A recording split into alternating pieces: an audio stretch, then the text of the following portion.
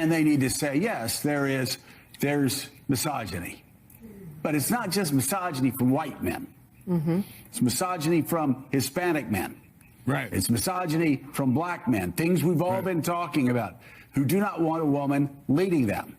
Might be race issues with Hispanics. They don't want a black woman.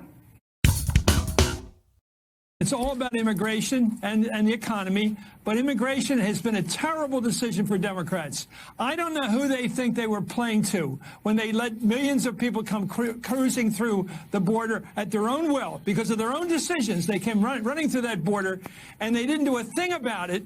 And a lot of people are very angry about that. Working people especially, they feel that they've been betrayed. They feel that their country has been given away, and they don't like it.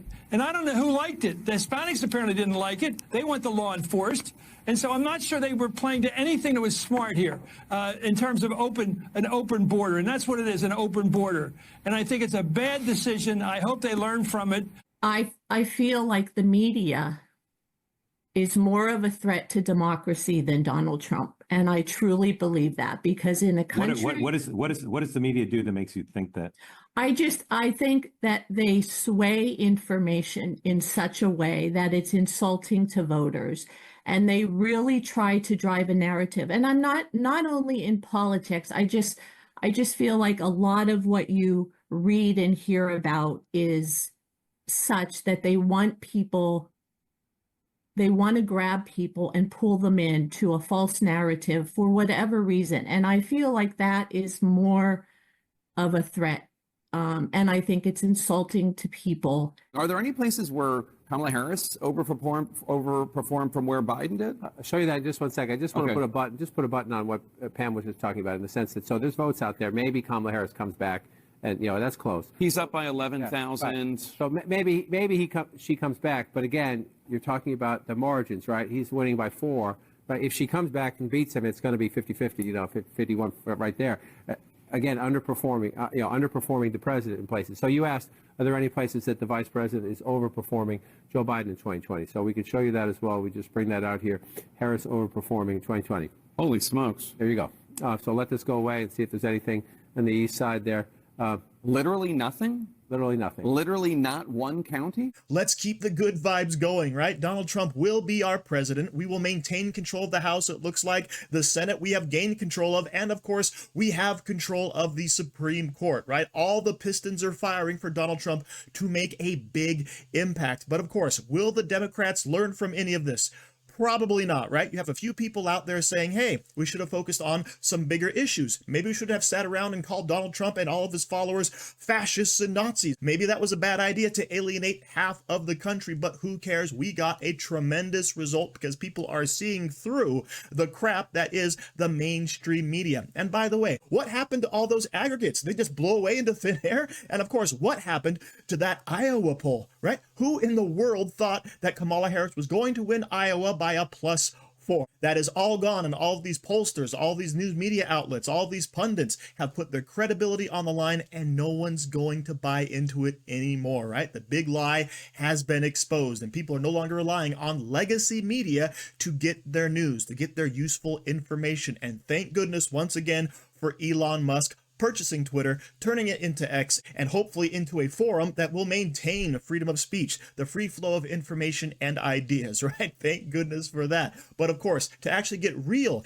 introspection on the Democrat Party, we're going to have to turn to a conservative over on CNN. Check this out. This is a mandate. He's won the national popular vote for the first time for a Republican, for the first time since 2004. This is a big deal. This isn't backing into the office. This is a mandate to do what you said you were going to do.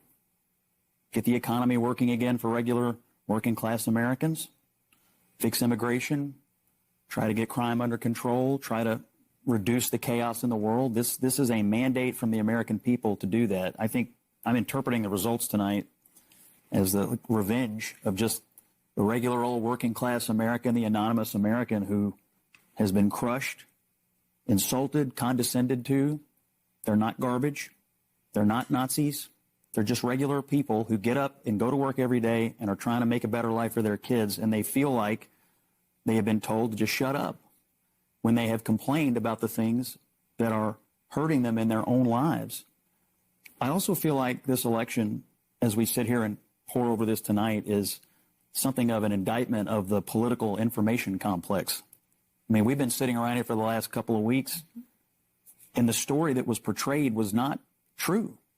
I mean, we were told Puerto Rico was going to change the election. Liz Cheney, Nikki Haley voters, women lying to their husbands. Before that, it was Tim Walz and the camo hats. Night after night after night, we were told all these things and gimmicks were going to somehow push Harris over the line, and we were just ignoring the fundamentals. Inflation, people feeling like that they were barely able to tread water at best. That was the fundamentals of the election. And so I think that both parties should always look at the results of an election and figure out what went right and what went wrong. But I think for all of us who cover elections and talk about elections and do this on a day-to-day basis, we have to figure out how to understand, talk to, and listen to the half of the country that rose up tonight and said, we've had enough. Truer words, right? I mean, how many people out there, your average everyday Americans of all races, creeds, and colors, got dismissed out of hand for just saying, hey, inflation's too high. Don't worry, the current administration's going to fix the problem. How many people out there were dismissed out of hand for saying, hey, I don't want all this crazy trans stuff in the schools? And they were said, oh, don't worry, you're just being a bigot, right? It's better if your kids are exposed to all of this crazy ideology.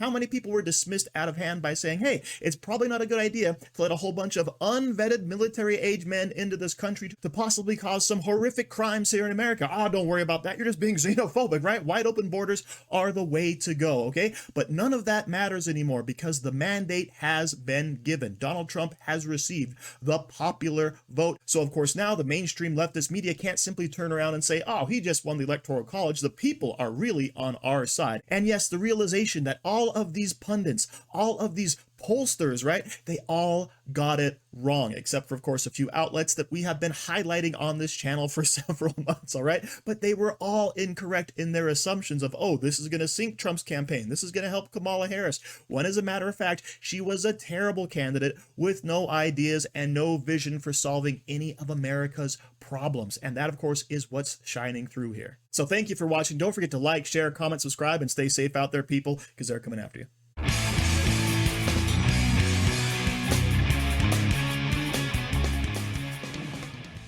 Explanation was not they didn't like Donald Trump. They said he participated in an erection, and I have to an insurrection. And I have to say I got up at 5 this morning to do Casey Hunt's show, and I'm exhausted.